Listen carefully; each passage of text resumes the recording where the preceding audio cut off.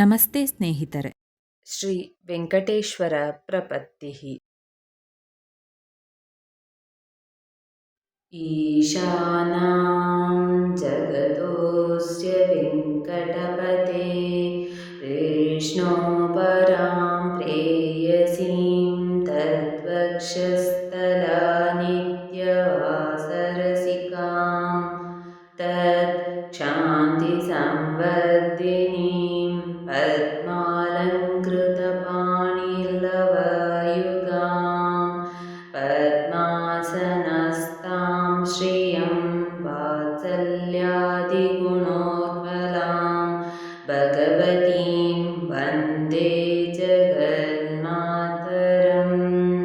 ಶ್ರೀಮನ್ಕೃಪಾಜಲನಿಧೇ तत्सर्वलोकसर्वज्ञशक्तनतवत्सल सर्वशेषिन् स्वामिन् सुशीलसुलभाश्रित पारिजात श्रीवेङ्कटेशचरणं शरणं प्रपद्ये. आनूपुरार्चिता सुजात सुगन्धिपुष्पसौरभ्यसौरभकरौ समसन्निवेशौ सौम्यौ सदानुबनेऽपि नवानुभाव्यौ श्रीवेङ्कटेशचरणं शरणं प्रपद्ये.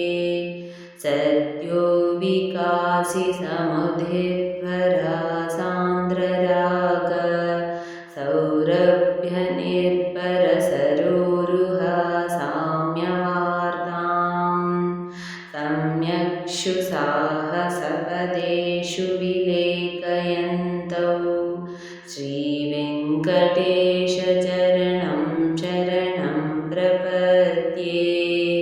रेखामया ध्वजा सुधाकलशातपत्र वज्राङ्कुशाङ्कुरुह कल्पकाशङ्खचक्रै भव्यैरलङ्कृततलौ परतत्त्वचिह्नै श्रीवेङ्कटेशचरणं शरणं प्रपद्ये. ताम्रोदरद्युतिपराजितपद्मरागौ भायैर्महोभिरविभूतमहेन्द्रनीलौ उद्यन्नकांशुविरुदस्तशशाङ्कपासौ श्रीवेङ्कटेशचरणं शरणं प्रपद्ये. सप्रेमभीतिकमलाकरपल्लवाभ्यां संवाहनेऽपि सपदि क्लममाददानौ कान्तानवाग्नासगोचरसौकुमार्य श्रीवेङ्कटेशचरणं शरणं प्रपद्ये. लक्ष्मीमहीतदनुरूपनिजानुभाव नीलादिदिव्यमहिषीकरपल्लवानाम् आरुण्यसङ्क्रमणतः किल सान्द्ररागौ श्रीवेङ्कटेशचरणं शरणं प्रपद्ये.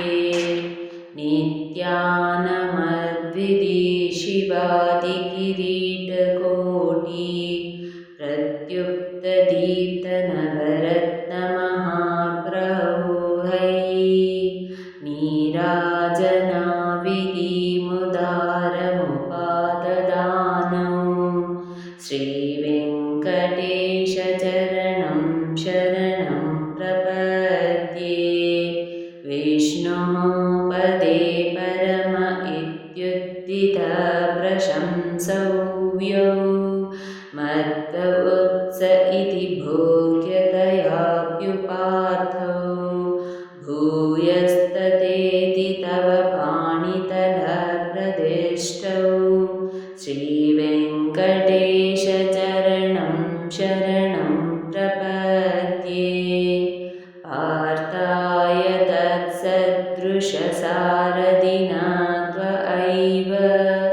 यौ दर्शितौ स्वचरणौ शरणं व्रजेति भूयोऽपि मह्यमिहातौ करदर्शितौ ते श्रीवेङ्कटेशचरणं शरणं प्रपद्ये मह्नोऽग्निकाळियापने विकटाटवीषु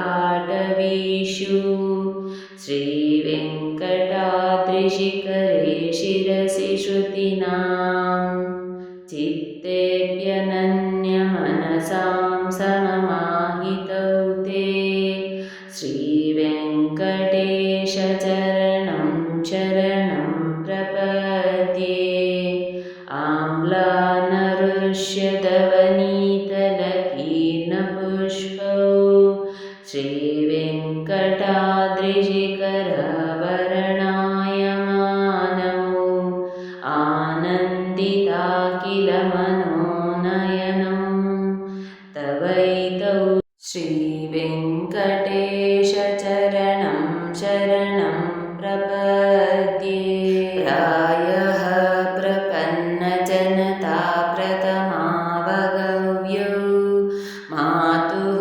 स्तनविवशिशोरमृतायमाणौ प्राप्तौ परस्परतुलमतुलान्तरौ ते श्रीवेङ्कटेशचरणं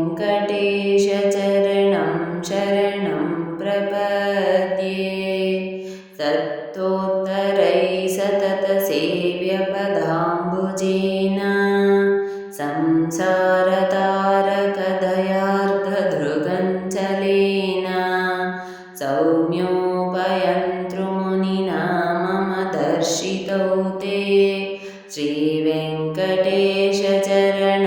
शरणं प्रपद्ये श्रीशश्रियकटिकया त्वदुपाय भावे प्राप्ये त्वयि स्वयमुपेयतया स्फुरन्त्य नित्यश्रिताय निरवध्यगुणाय तुभ्यं स्यां किङ्करोरुषगिरीशनाजातु मह्यम् स्यां किङ्करोरुषगिरीशनाजातु मह्यम् इति श्रीवेङ्कटेशप्रपत्तिः ಸಂಪೂರ್ಣಂ.